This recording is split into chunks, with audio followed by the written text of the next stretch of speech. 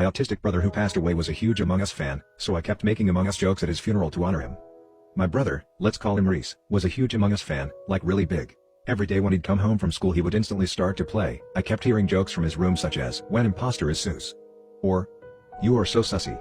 He had well over 2,000 hours according to Steam. I thought the game died off, but oh well. Sometimes he would play on 2 different accounts at the same time and play with himself, which is really impressive now that I think about it. Anyways, my brother tragically passed away 2 weeks ago because he slipped on a rock and hit his head, and I've been depressed ever since. His funeral was coming up, so I wanted to honor him with the best way I know how, and my family seemed to disagree.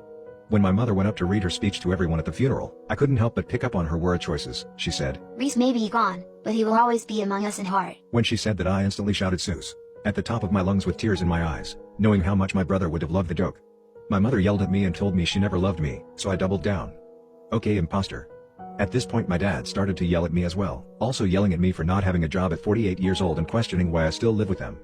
I was getting embarrassed at this point, but I needed to honor him more. I saw a loose AC vent on the side of the wall. "You'll never catch me, crewmates." I ran across to the vent in front of everyone and tried to fit into it, but I wouldn't fit. At this point my grandma was crying, calling me houseblown. My uncles grabbed me and escorted me outside and told me I am not welcome here and to never show my face to the family ever again. I am writing this from a McDonald's Wi-Fi. Was I in the wrong for what I did? I know my brother would have loved it.